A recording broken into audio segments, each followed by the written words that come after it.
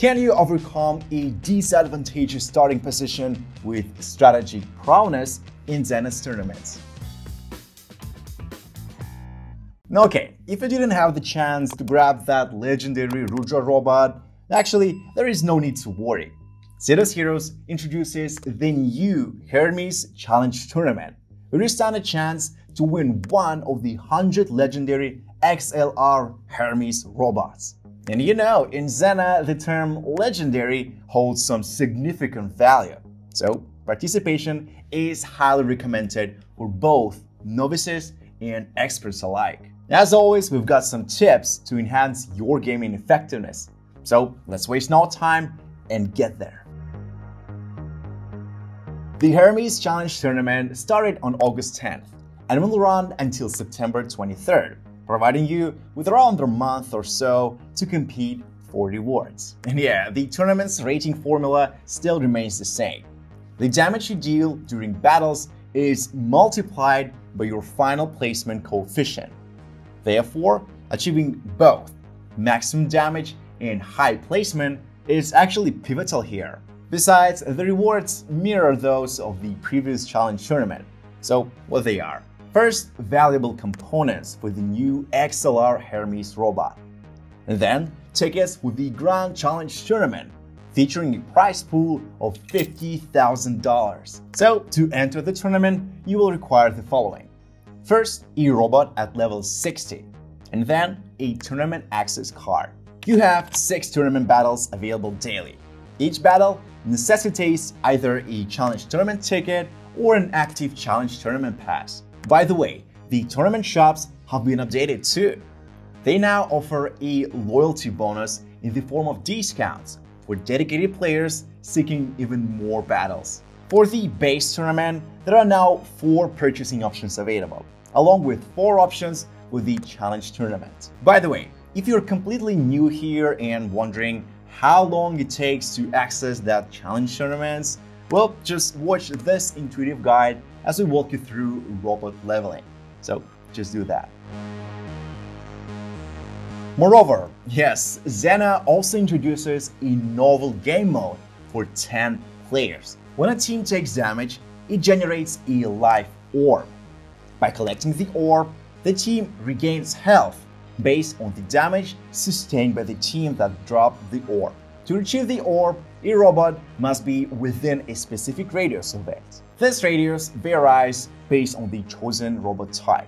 The amount of health restored hinges on the robot that collects the orb. And, as you may have guessed, sandstone damage doesn't produce any life orbs. The percentage of health restored is as follows. You can see that on your screen. So, I've already tested Life Surge, and yeah, it's quite entertaining. So, you definitely gotta try that.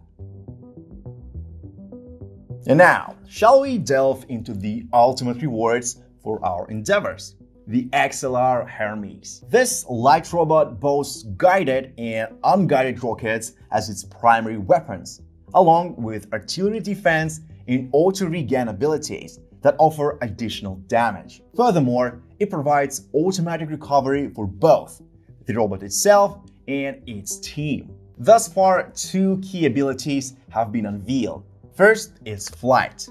This ability makes the robot one of the fastest in the entire game, making it ideal for aggressive gameplay. It can navigate at extremely low altitudes and overcome any obstacles. And second is mind.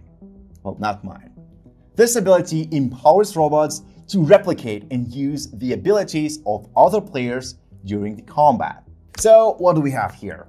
I'm thinking we're presented with an ultra-mobile unit that actually disregards surface type while moving. So could it be an early game powerhouse? Well, I don't know. Only time will tell. Well, let's move on to dessert, shall we? But actually, before we do, I'd like to recommend watching our fresh guide on psychological tricks that will enhance your success in every single Xena game. So enjoy that. Alright, so let's start with the basics.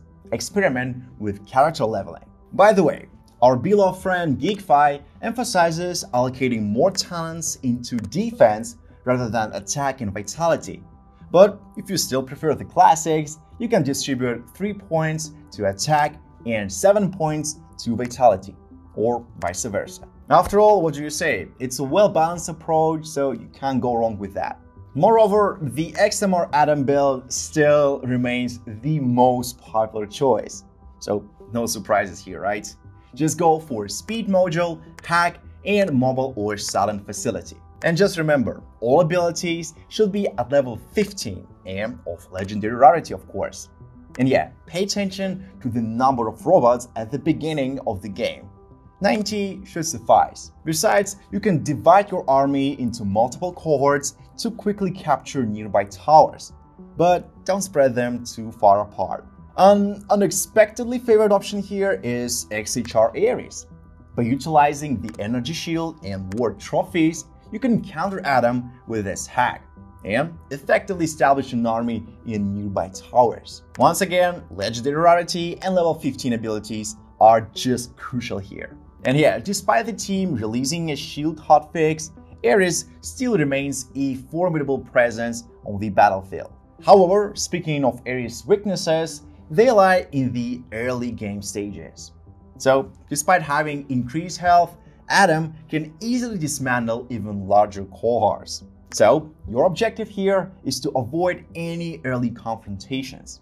Just secure the robot production tower and calmly wait until you acquire both abilities. This will ensure your access to the late game, and that's when you strike back. Okay, that's great, but what about the opposite? So, when facing off against Ares, well, you know what to do already, right? Just seize the very first opportunity to attack. You've got to prevent the spider from spinning its webs out, otherwise you'll be in deep trouble soon. From our point of view, unfortunately, picking out XLR Goth or XHR Hades in this very tournament won't yield you significant success. Or maybe you have your own thoughts on this matter. Just leave them in the comments below. Anyways, let's cut down to the chase and proceed with some general advice. First, don't hesitate to engage large cohorts on the move. You just can collect life orbs after victory to restore your army. Second, try to jump on the enemy while they are on the move rather than in towers, because life orbs aren't going to be generated in towers. Just remember that. 3. Exercise caution with spam tactics. The enemy will now eliminate your units and consistently reinforce their ranks. And the final one, try to join tournaments early, as finding enough opponents 30 minutes before the end might be a challenge. It's just because they will strive to protect their own top positions, and if no one is participating, so no one can surpass them. Simple as that. And yeah guys, just remember, your success still hinges significantly on your starting position. So no tactics will suffice if you're just stuck in a poor spot. At such bad times, the best course of action is to just begin a new match. It's not a shame here. However, if luck favors you at the outset, just employ the strategies that we described in this video. They will definitely help you to achieve the most favorable outcomes. Just good luck with that.